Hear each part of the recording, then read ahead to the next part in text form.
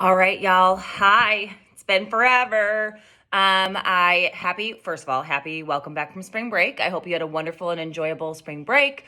As enjoyable as you can during this kind of little crazy time. Hopefully you got some rest and didn't have to really stress about schoolwork for a week. I am missing you guys. It's crazy that we're kicking off a new unit today. And I know how much you enjoy when I kick off with my embarrassing kick, this new unit. So I thought of you guys this morning and wanted to say that I miss you and I hope that you guys are doing well, but we are going to keep it rolling. We are going to be working on a new unit, which I think will be nice. It's going to be focused on analysis.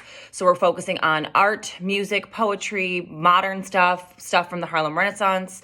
And a lot of it's interesting because it's art that's been created out of struggle. And I think that that's part of what I want you guys to think about as we go through this, that this is kind of a struggle for a lot of people in a lot of different ways. And so typically in times of struggle, the best art is often produced. So I'm going to encourage you as we go through this process to think about the ways in which art can have power and voice in something like this, and know that at the end you'll be creating some sort of art. Doesn't necessarily have to be the amazing art that Jocelyn does that we've all seen, but some version of something you create that has meaning and power, that's maybe not so obvious on the surface, like a speech, for example. So that's kind of our journey. I know that the research paper was our last kind of finishing up that last unit. And I recognize that the research was very challenging for so many of you to do on your own from home. I will be offering some office hours this next week and in the future so that you can pop on and ask me individual questions. You can always send me an email. You can always, reach out and say, hey, I need more help than just comments in the essay. I need you to talk me through it.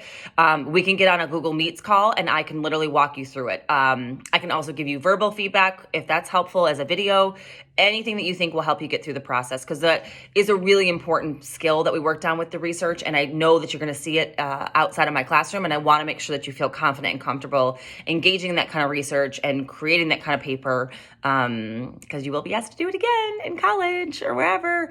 And I do think that's something I want to make sure you don't miss out on. So reach out to me how I can help. Those of you who have drafts in, I will be working to get those grades up and in PowerSchool. Those of you who need to use the feedback that's in there that I've given you that I haven't looked at yet, I'll be sending an email. If you put some content in recently, I will be giving you feedback if you didn't have any before. And that's kind of the research. So we're moving on. Today you have an activity that is going to get you to think about voice as it relates to this current kind of pandemic situation. Not necessarily artistic and creative voices, but more explicit public service announcements, speeches, conversations. You'll see a lot of political leaders. You'll also see a lot of health medical professionals and leaders. And I want you just to be thinking about voice. In what ways whose voices are being shared, what is their message, what are they trying to use their voice to communicate to people, and then to what extent should that voice really be respected or listened to or considered at this time. Obviously, there's a lot of voices going on, sharing a lot of different things. So we want to think about what voices are doing in this situation and who should we really be giving our full and undivided attention to. So you'll work on an activity today, and then tomorrow we'll kind of move on. So as we're chunking through this, it's really important that you guys try to keep up with the work. It will be shorter, it will be easier, it will be a little bit more engaging to get through than slogging through the research. So I really encourage you guys, if you've been struggling to kind of keep up, that you jump back in and that you really try to use your energies to try to get yourself on course with consistent routines in English. It will really pay off. I miss you guys. Like I said, I hope you're well. Sorry this message is so long,